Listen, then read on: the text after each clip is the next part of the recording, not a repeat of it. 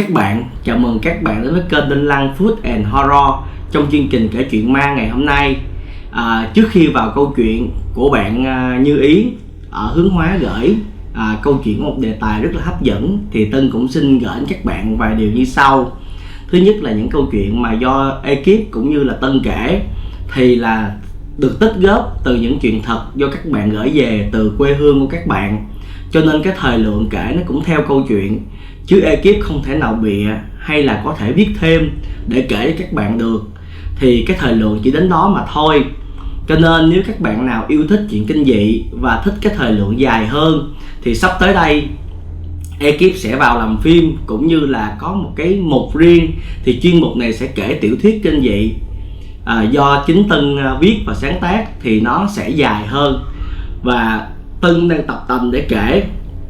Cho nên là trong thời gian sắp tới là rất mong các bạn ủng hộ và comment cho Tân.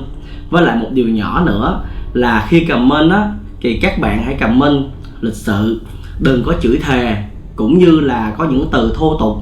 Tại vì thật sự đây là một sân chơi dành cho những người yêu kinh dị, chứ không phải là một cái nơi để mà các bạn vung ra những lời như vậy thì không hay. Ekip đọc sẽ rất là tổn thương và cũng như rất là buồn. Tân thì Tân xin chia sẻ để các bạn hiểu, để sau này cộng đồng chúng ta lớn mạnh và còn nhiều cái hay hơn nữa, để mà chúng ta đi tiếp trên con đường tìm hiểu những câu chuyện kinh dị nha.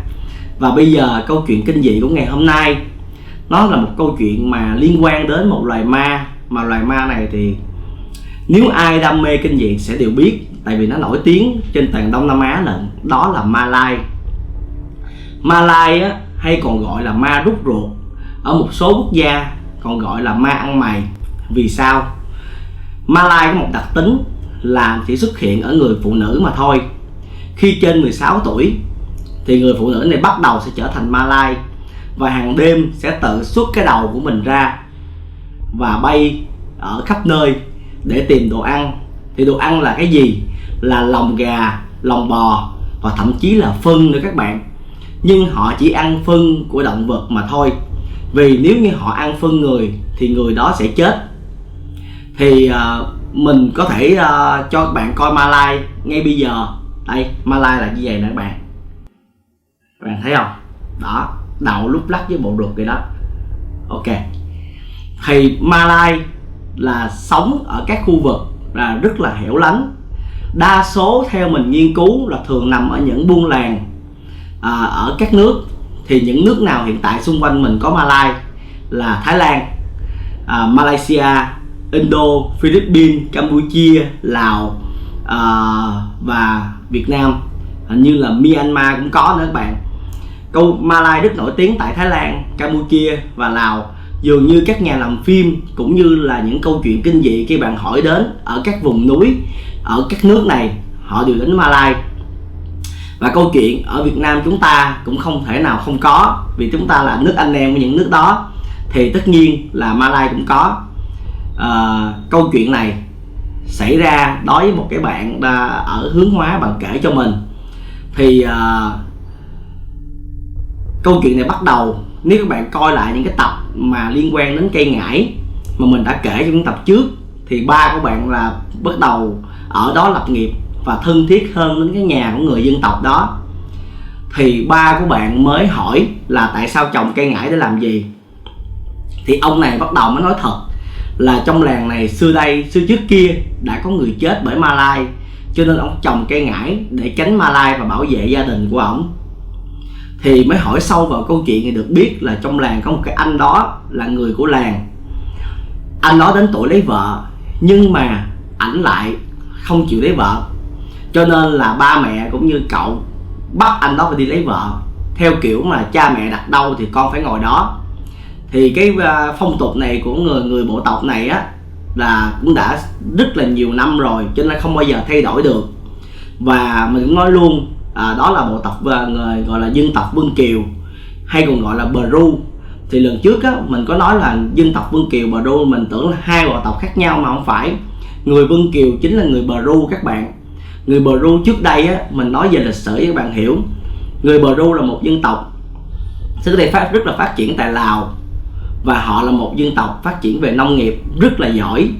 Nhưng mà do biến cố về chiến tranh qua hàng ngàn năm, thì họ đi di dân mà họ di tản ra các nước khác nhau.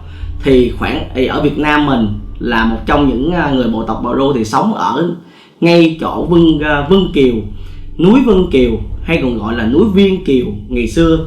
Thì bây giờ bởi vậy người ta lấy tên của núi Vân Kiều đó đặt cho họ là người Vân Kiều Bờ Ru. Ở Việt Nam mình bộ tộc Vân Kiều có 75.000 người được thống kê trước đây, còn Thái Lan thì có 25.000 người và Lào 69.000 người các bạn. Thì theo mình nghiên cứu á, Malay thường xuất hiện ở những bộ tộc giống như vậy, thường dân tộc thiểu số. Một phần là họ muốn sống ở những nơi ít người. Thì cái anh này á, ảnh đến tuổi lấy vợ, cha mẹ đâu con phải ngồi đó, và ảnh không chịu. Đến cái ngày mà rước dâu ảnh không xuất hiện, mà ảnh lại dẫn một người con gái khác về giới thiệu gia đình và đòi chối hôn của nhà bên kia. Thì cái việc này đối với người Bờ Ru á, là họ rất là khó chịu, tại vì cái việc đó làm mất mặt của người trong bộ tộc của họ, cho nên họ không đồng ý cái cô gái này. Mặc dù cô gái này rất đẹp, nhưng đặc điểm mà mọi người còn nhớ khi gặp cô gái này là một người vô hồn, gương mặt lạnh trắng toát, dường như là ít nói và hầu như là không nói bất cứ một lời nào. Thì gia đình không có chịu, gia đình của anh này không có chịu. Thì gia đình anh này là gồm có một người em và ba mẹ, mà hình như là không có chịu. Thì trong một tháng sau thôi thì cả ba người gia đình của anh này chết. Thì bạn này không rõ là chết cùng một ngày hay là chết trong một tháng. Nếu chết như thế nào thì cũng ghê rợn hết mấy bạn. Chết một ngày á, thì càng ghê hơn, còn chết trong một tháng gọi là trùng tan của cả gia đình. Thì mọi người bắt đầu cái hiện tượng chết á, là cả gia đình này đều bị đau bụng, đi ra máu và sau đó chết. Thì ở trong làng á, thì người ta coi đó là bệnh, là dịch bệnh, cho nên là người ta không có nghĩ gì đến ma cỏ hết. Rồi một thời gian sau, khi mà mọi chuyện yên ắng, thì người Bờ Ru á, người bộ tộc này họ có tổ chức một bữa tiệc. Thì tiệc của người Bờ Ru là họ sẽ cùng nhau quay quần dưới đống lửa, như các bạn có thường coi trên tivi. Những người dân tộc họ sẽ nhảy quanh đống lửa rồi uống rượu rồi cùng ăn với nhau. Nhưng riêng cô gái này không xuất hiện. Và đặc điểm cô gái này luôn buộc cái khăn ngay cổ các bạn. Tại vì đơn giản thôi, Malay họ có thể xuất cái đầu và đem chùm ruột họ ra như nãy bạn thấy trong hình. Thì khi mà như vậy á, cái cổ lâu ngày sẽ hằn có vết hằn đỏ ở đây. Thì họ đeo cái khăn để họ không cho người ta thấy vết thẹo đó, để người ta biết họ là Malay. Thì lúc này đây có một cái em hàng xóm, em thấy cô đó đứng ngay gốc cây đa thì em la lớn lên, nhưng mà cổ không có tới cái cuộc bữa tiệc đó. Thì cũng giống như kêu rồi đó, chị ơi tới tham dự bữa tiệc chung, nhưng mà cổ không tới, cổ đứng yên đó thôi. Nhưng mà khi em đó tới thì cổ không có ở đó, cổ biến mất. Thì theo Tân nghĩ là em này đã thấy lạ và đi nghiên cứu chị này, đã đi theo và nghiên cứu. Thì tất nhiên ngày hôm sau em nó cũng chết trong tình trạng là đau bụng, đi ra máu. Và người trong làng thì họ nghĩ đây là một dịch bệnh, cho nên họ cẩn thận trong thời gian đó, chứ họ không có tin là có ma trong làng của họ.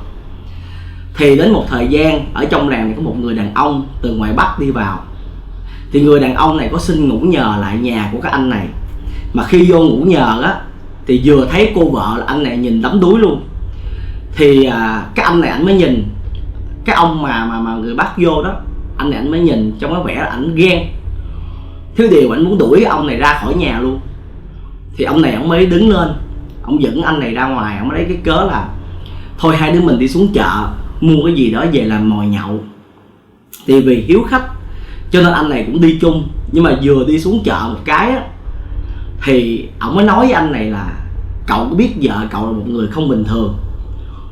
Thì cái ông này ông nghĩ ông này là dê, cho nên là nói xấu vợ mình. Ông tỏ ra rất là tức giận, ông đòi đuổi ông này luôn. Ông này nói là nếu cậu không tin tôi á, thì tối nay cậu thử giả ngủ đi, sau đó cậu sẽ thấy vợ của cậu xuất đầu và đem chùm ruột bay ra ngoài và đi ăn phân về đêm.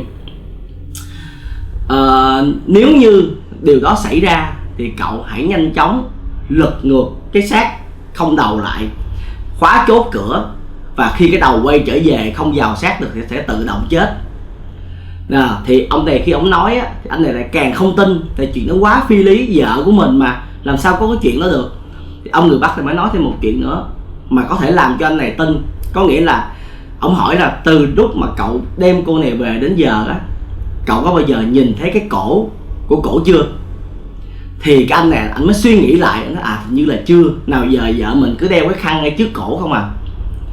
Thì đêm hôm đó ảnh làm thử các bạn, ảnh làm thử và ảnh vô cùng rợn người khi ảnh thấy nửa đêm giờ ảnh xuất đầu ra đi, bay ra ngoài. Thì ảnh đã làm theo cái cách của ông này, nhưng mà khi cái đầu quay trở về á, nó khóc và nó kể lể với người chồng. Sau đó thì cái anh này ảnh quá đau lòng, một phần thương vợ. Các bạn thử nghĩ đây là người vợ mà ảnh lấy về, gia đình ảnh thì mất hết, chỉ còn một người đó là người thân của mình thôi. Ảnh siêu lòng, ảnh mở cửa cho cái đầu nó vô cái xác. Và sáng hôm sau cái ông người Bắc nó cũng chết. Và câu chuyện này á, rất là nổi ở cái khu hướng hóa của bạn, và nó rầm rộ. Mà tại vì sau này á, người ta hai vợ chồng nó vẫn còn sống, nhưng mà đi vào cái khu hẻo lánh hơn để sống, và dường như không ai dám đụng. Còn những người xung quanh thì họ hay trồng cây ngải để mà họ tránh ma lai. Thì qua câu chuyện này á, thì mình cũng khá là bất ngờ. Tại vì thực sự ma lai á không có hại người mấy bạn. Ma lai chỉ xuất về đêm và họ đi ăn đêm thôi, họ ăn ruột động vật. Nhưng mà vì ở các nước trên thế giới á, và các cái nước mà có ma lai như Thái Lan, ma này kia đó, thì họ giết ma lai tại vì họ không hiểu. Tất nhiên cái con gì đó phải có con ác và con hiền, thì cái cô này vẫn còn hiền mấy bạn. Nhưng mà mình thấy ăn phân mà giết cả gia đình chồng thì mình cũng thấy hơi ớn ớn. Nhưng mà theo câu chuyện thì bạn nói là cái cô này cổ hiền, và cổ vẫn còn tồn tại tại vùng núi này nha, vẫn còn tồn tại nha, chứ không phải bị tiêu diệt nha. Chứ còn ở các nước khác là bị tiêu diệt liền ngay lập tức. Nhưng mà theo mình thiết nghĩ á, mình phải hiểu về những cái tập tục, những cái con ma này. Thì theo truyền thuyết á, mà mình biết được thôi, mình không biết nó chính xác hay không, thì là do một cái người pháp sư từ hàng ngàn năm về trước á, tại Thái Lan. Thì người pháp sư này yêu một cô gái rất là đẹp trong vùng, là người dân tộc. Nhưng mà cái cô này cô đã có người yêu rồi, và cô không yêu ông này. Cho nên á, là ông đã làm một loại bùa rất là ác, và loại bùa này biến cô này thành một loài ma, để có thể xuất đầu ra mà đem theo chùm ruột mình ăn phân mà ăn về đêm để trả thù. Và lời nguyền á, là con cháu của cô này về sau á, hãy đến 16 tuổi là tự động trở thành ma lai, và đem lại sự gọi là ai oán cho bất cứ những người nào sống chung ma lai tại cái vùng hẻo lánh đó. Cho nên ma lai thường sống ở những nơi rất hẻo lánh, rừng núi, ở các bộ tộc. Thì nếu câu chuyện này có thật thì mình thấy ma lai cũng đáng thương hơn là đáng sợ. Tại vì thực sự là khi họ còn nhỏ, cho đến lúc họ 16 tuổi, họ không phải là ma lai, họ là một người bình thường, một thiếu nữ. Nhưng đến qua tuổi 16 thì họ sẽ trở thành ma lai, và họ sẽ đối mặt với sự thật đó cho đến khi họ chết về tuổi già, hoặc họ bị những pháp sư giỏi hoặc người trong làng đốt xác, độc, hoặc là như thế nào đó để tiêu diệt họ.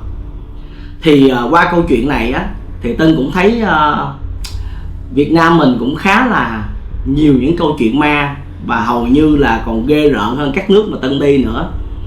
Rất cảm ơn bạn đã gửi những câu chuyện này về cho ekip. Và bây giờ câu chuyện của Tân cũng đã hết, và hẹn các bạn trong câu chuyện lần sau sẽ liên quan đến nhiều những con ma khác và các vùng khác còn ghê hơn như vậy nữa.